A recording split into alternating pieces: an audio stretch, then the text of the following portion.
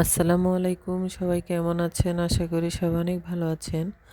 আজকে মিষ্টি কুমড়া রান্না করব, সেজন্য চুলাতে একটা কড়াই বসিয়ে দিয়ে কড়াইটাকে গরম করে তারপর এখানে তেল দিয়ে দিলাম। তেলটা গরম হলে এখানে হলুদ লবণ দিয়ে মেখে চিংড়ি মাছগুলোকে দিয়ে দিব।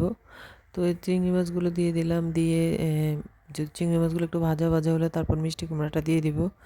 আজকে এই মিষ্টি কুমড়াটাকে চিংড়ি মাছ দিয়ে ভুনা করব আর কি, ঝোল ঝোল করব। তো এখানে মিষ্টি কুমড়াটা ভাজা হয়ে গিয়েছে, এখন মিষ্টি কুমড়াগুলো দিয়ে দিচ্ছি। এরপর মিষ্টি কুমড়ার সাথে আদা রসুন বাটা পেঁয়াজ বাটা দিয়ে দিব, তারপর হলুদ লবণ মরিচের গুঁড়া দিব, দিয়ে তারপর মিষ্টি কুমড়াটাকে ভালোভাবে কষিয়ে নেব যাতে করে 80%-এর মতো কষানোতে মিষ্টি কুমড়াটা সেদ্ধ হয়ে যায়। সব কিছু দিয়ে শেষ, এখন সব উপকরণ ভালোভাবে মিশিয়ে তারপর মিষ্টি কুমড়াটাকে ঢেকে দিব। এইভাবে চিংড়ি মাছ দিয়ে মিষ্টি কুমড়া রান্না করলে খেতে অনেক মজা হয়। আমার ছোট ছেলের এই মিষ্টি কুমড়া অনেক পছন্দ, তাই আমি প্রায় সময় বাসায় মিষ্টি কুমড়াটা বেশি বেশি রান্না করি।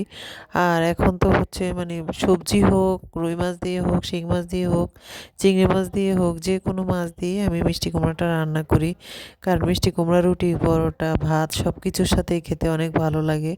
তো এই জন্য আমি চেষ্টা করি মিষ্টি কুমড়াটা বেশি বেশি খাওয়ার। আর মিষ্টি কুমড়ায় তো প্রচুর পরিমাণে ভিটামিন আছে, তো সেজন্য আর কি। তো এই তো মিষ্টি কুমড়োটা কষিয়ে নিচ্ছি ভালোভাবে, ঢেকে দিয়ে তারপর ঢাকনা তুলে আবারও নেড়ে চেড়ে দিচ্ছি। এখন আবারও ঢেকে দিব। এরপর 2 মিনিট রান্না করার পর কিছুক্ষণ পর আবার ঢাকনাটা তুলে তারপর ঝোল দিয়ে দিব, যে উল্টে পাল্টে দিব। উল্টে পাল্টে দিয়ে তারপর এটাকে এখন পরিমাণ মতো ঝোল দিয়ে দিব। আর এই এখনকার শীতের সময় মিষ্টি কুমড়াতে সিদ্ধ হতে একটু সময় লাগে। তো এখানে আমি ফুটানো গরম পানি দিয়ে দিচ্ছিলাম। এই তো সব কিছু দিয়ে পানি দিয়ে মিশিয়ে নিলাম। এখন আবারও ঢাকনা দিয়ে ঢেকে ঢেকে দিব। তো এখানে একটা রুই মাছের মাথা ছিল অর্ধেক ভাজি করা, তো এটাও দিয়ে দিলাম যাতে করে মিষ্টি কুমড়ার স্বাদটা অনেক গুণে বেড়ে যায়। তারপরে কয়েকটা কাঁচামরিচ দিয়ে এখন ঢেকে দিচ্ছি। এই তো 5 মিনিট রান্না করার পর ঢাকনা তুলে আবারও নেড়ে চেড়ে দিচ্ছি, আবার ঢেকে দিলাম। কারণ মিষ্টি কুমড়াটা রান্না হতে অনেক সময় লেগেছিল, সেদ্ধ হতে দেরি হয়েছে।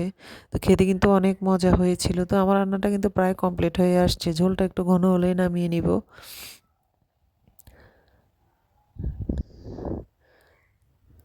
এই তো আমি কিছুক্ষণ রান্না করার পর আবার ঢাকনা তুলে নেড়ে ছেড়ে দিচ্ছি। তো লবণটা দেখে এখন একটু লবণ দিয়ে দিলাম। এখন চুলা থেকে নামিয়ে নিব। তো আমার রেসিপিটা কেমন লাগলো সবাই অবশ্যই কমেন্ট করে জানাবেন। যদি ভালো লাগে লাইক কমেন্ট শেয়ার করবেন। আজকের মতো এখানে বিদায় নিচ্ছি। সবাই ভালো থাকবেন। আল্লাহ হাফেজ।